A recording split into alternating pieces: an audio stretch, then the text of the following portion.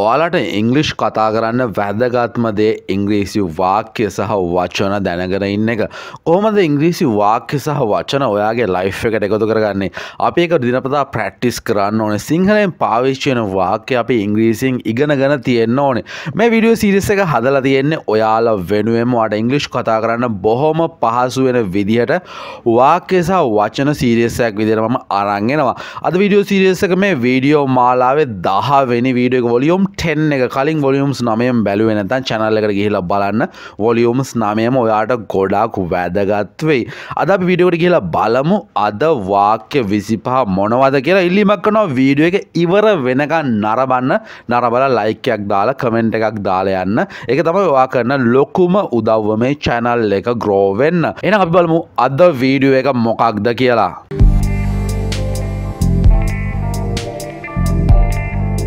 Number 1. Could you say it again? Please. අපිට could පාවිච්චි කරන්න පුළුවන් මොකක් හරි ඉල්ලීමක් කරනවා නම්. Could you say? ඔයාට කියන්න පුළුවන්ද it? ඒක නැවත වතාවත් ඔයාට ආයි ඒක කියන්න පුළුවන්ද? කරුණාකරලා. Could you say it again please? You must encourage him to try again. හිතන්න කවුරු හරි දෙකකින් fail වෙලා කවුරු හරි කෙනෙක් මොකක් හරි දෙකකින් fail වෙලා එයා දුකෙන් ඉන්නවා. එයාට තව ආයි ඒක කරන්න හිතෙන්නේ නැහැ. අපි encourage කරනවා කියන්නේ යාව ධෛර්යමත් කරනවා. නැත්නම් ධෛර්ය සම්පන්න කරනවා. You must encourage. ඔයා අනිවාර්යයෙන්ම එයාව ධෛර්ය සම්පන්න කරන්න ඕනේ. ආපහු උත්සාහ කරන්න. try again. එයාට ආපහු උත්සාහ කරන්න කියන එක සම්බන්ධයෙන් ඔයා යාව ධෛර්යමත් කරන්න ඕනේ. She married again in her mid 40s.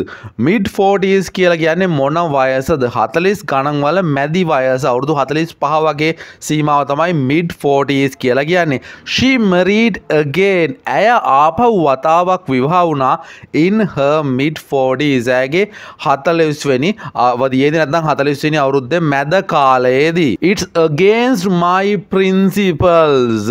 against කියන්නේ විරුද්ධයි කියන එක. මූලික වශයෙන් විරුද්ධයි කියන එක. ඊට පස්සේ බලමු principle කියන්නේ මොකක්ද කියලා. principles කියලා කියන්නේ ප්‍රතිපත්ති මූල ධර්ම කියන එක නැත්නම් මූල ධර්ම කියන එක තමයි principles කියලා කියන්නේ. ඔයා මොකක් හරි දෙයක් සම්බන්ධයෙන් ප්‍රතිපත්තියක් ඉන්නවනම් මොකක් හරි තීරණයක් ඉන්නවනම් ඒක principle එකක්. It's against my principle. ඒක මගේ ප්‍රතිපත්ති වලට විරුද්ධයි. මොකක් හරි දෙයක් කරනවා කියලා හිතන්නකෝ. ඒ කරන දේවගේ ප්‍රතිපත්ති වලට විරුද්ධයි නම් it's against my principles කියලා කියන්න පුළුවන්. He is leaning against the rail. මෙතන හොඳට බලන්න learning නෙමෙයි තියෙන්නේ leaning කියන එක. leaning කියලා කියන්නේ හේතු වෙලා ඉන්නවා කියන එක. බොහෝ දුරට හේතු වෙලා ඉන්නවා කියන තේරුම තමයි මෙතන leaning කියලා ගන්නෙ. He is leaning against the rail. rail කියන්නේ rail පිල්ලට. ඒ වගේම rail කියනවා අත්වැටකටත්. ඔහු අත්වැටට හේතු වෙලා ඉන්නේ කියන තමයි මේ වාක්‍යයෙන් he is leaning against the rail. අත්වැට හේතු වෙලා නැමිලා තමයි ඉන්නේ. Everyone was against them. මෙතන against කියලා කියන්නේ විරුද්ධ වෙනවා කියන එක. ප්‍රතිවිරුද්ධ වෙනවා, එරෙහි වෙනවා කියන තේරුම. Everyone was against them. හැමෝම ඔවුන්ට විරුද්ධ වෙලා හිටියා. හැමෝම ඔවුන්ට විරුද්ධ වුණා. අතීත කාලයෙන් තමයි තියෙන්නේ. The boat is going against the current. මෙතන current කියන්නේ විදුලියට නෙමෙයි. current කියන්නේ අපි විදුලියටත් කියන්න පාවිච්චි කරනවා. හැබැයි මෙතන current කියන්නේ දිය පහර, සැඩ පහර. අපි බෝට්ටුවක් කියන්නේ කෙලින්ම සැඩ පහර කපාගෙන. ඉතින් ඒ කතන්දරය තමයි මෙතන කියන්නේ. The boat is going against the current. බෝට්ටුව මේ සැඩ පහර කපාගෙන ඒකට එරෙහිව ගමන් කරනවා. Don't lean against the wall. මෙතනත් කියන්න ඕනේ learn නෙමෙයි. මෙතන තියෙන්නේ lean කියන වචනේ. Don't lean. හේතු වෙන්න එපා. against the wall. බිත්තියට. මෙතන බිත්තියට එරෙහිව කියද්ද අපි කියන්නේ බිත්තියට හේතු වෙන්න එපා කියන එක තමයි මේකේ සිංහල තේරුම.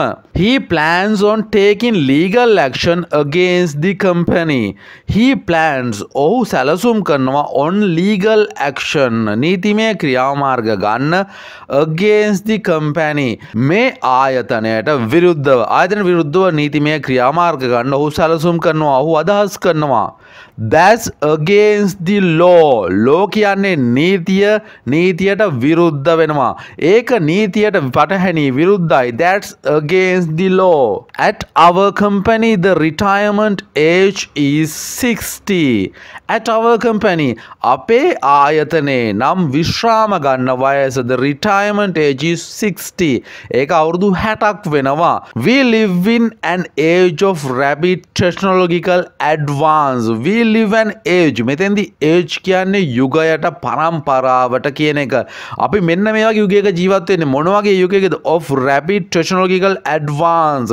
ඉක්මනින් වෙනස් වන අලුත් වෙන තාක්ෂණයෙන් පිරුණු තාක්ෂණික වර්ධනයක් එක්ක තියෙන යුගයක තමයි අපි ජීවත් වෙන්නේ. She got married at the age of 29. ඇය විවාහ වුණා අවුරුදු 29. She got married at the age of 29. විවාහ වුණාට කියන්නේ got married කියලා. She died at the age of 69 after long illness. Long illness කියලා කියන්නේ බොහෝ කාලයක් තියෙන රෝගාබාධවලට. She died මැරුණා at the age of 69 අවුරුදු 69 දී after long illness. ලොකු දීර්ඝකාලීනයක් තිබ්බ රෝගයකට පස්සේ තමයි එයා මිය ගියේ. You should wear something more appropriate your age. You should wear something. ඔයා මොනවා හරි අඳිනවා නම් ඔයා මොනවා හරි අඳින්න ඕනේ. More appropriate. ගැලපෙන වඩාත් ගැලපෙන කියන එක තමයි more appropriate your age. ඔයාගේ වයසට වඩාත්ම ගැලපෙන දෙයක් ඔයා අඳින්න ඕනේ. I lied to my girlfriend about my age. I lied. මම බොරු කිව්වා to my girlfriend මගේ පෙම්වතියට about my age. මගේ වයස ගැන හිතන්න වගේ පෙම්වතිය වලට ගොඩක් වැඩිමල් කියලා. ඉතින් ඔයා වයස බොරුවට කියනවා එයා ඔයාට අකමැති වෙයි කියලා හිතලා ඒවයි කතාවක් තමයි මෙතෙන්දි කියන්නේ. මම මගේ පෙම්වතියට බොරු කිව්වා මගේ වයස ගැන.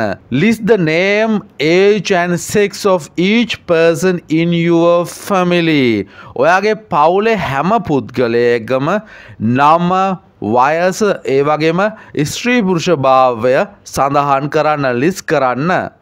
She's about my age. ඇය මගේ වයසේ තමයි ඉන්නේ. She's about my age.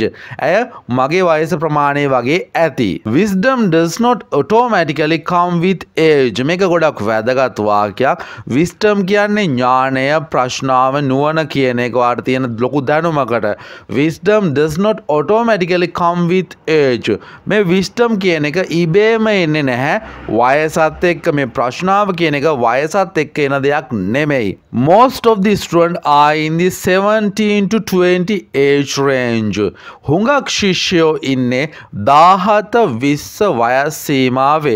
age range එක කියලා කියන්නේ වයස් සීමාවට. He is small for his age. Does he eat well? He is small for his age. ඔහුගේ වයසට ඔහු ගොඩක් කුඩායි. ඔහුගේ වයසට අවශ්‍ය ප්‍රමාණයටවත් ඔහු වර්ධනය වෙලා නැහැ කියන එක තමයි මෙතෙන්ද කියන්නේ. Does he eat well? ඔහු හොඳින් කෑම ගන්නවද? හොඳට කනවද කියලා තමයි එකෙන් අහන්නේ. He looks old for his age. ඔහු පේනට එයාගේ වයසටත් වඩා එයාගේ පෙනුම වයස් සහගතයි. He looks old for his age. He works for a big advertising agency. He works. ඔහු වැඩ කරනවා big advertising agency. ඒජන්සියක් කියලා කියන්නේ ආයතනයක්. ඒ වගේ නියෝජිත ආයතනයක් මොකක් කර දෙයකට සම්බන්ධ කරලා දෙන ආයතනයකට තමයි අපි ඒජන්සියක් කියලා කියන්නේ. ඇඩ්වර්ටයිසිං ඒජන්සියක් කියලා කියන්නේ ප්‍රචාරක දැන්වීම් සම්බන්ධයෙන් නියෝජනය කරන ආයතනයක්. ඔහු වැඩ කරන්නේ විශාල ප්‍රචාරක ආයතනයක. Could you recommend a good travel agency? ඔයගොල්ලන්ට travel agency තියෙන්නේ ගමනාගමනය සම්බන්ධ විදේශගත වෙන අයට විශේෂයෙන්ම සේවා සපයන තමයි travel agency කියන්නේ. Could you recommend ඔයාට පුළුවන් ද හොඳ එකක් නම් කළාම හොඳ එකක් මට කියන්න. A good travel agency මොකක්ද හොඳ ගමනාගමන කම්පැනියක්. My wife works in a travel agency. මගේ බිරිඳ වැඩ කරන්නේත් මේ travel සම්බන්ධයෙන් ගමනාගමන සම්බන්ධයෙන් නියෝජිත කාර්යාලයක. My wife works in a travel agency. Guys ඔය තමයි අද වචන 25 සහ වාක්‍ය 25 අවසන් වෙන්නේ. channel එක හොඳයි නම් අනිවාර්යයෙන්ම subscribe කරලා යන්න. like එකක් දාලා යන්න අමතක කරන්න එපා. වීඩියෝ grow වෙන්න එක ලොකු හේතුවක් වෙනවා. ඒ වගේම මේක යාළුවන්ටත් share කරන්න අමතක කරන්න එපා. මේ පණිවිඩය හැමෝටම share කරන්න. ඔයාට දිනපතා මේ ඉංග්‍රීසි course එකක් විදිහට මේක ඉගෙනගෙන යන්න පුළුවන්. හැමදාම මේ videos බැලුවොත්. එහෙනම් හැමෝටම good luck. හැමෝටම goodbye.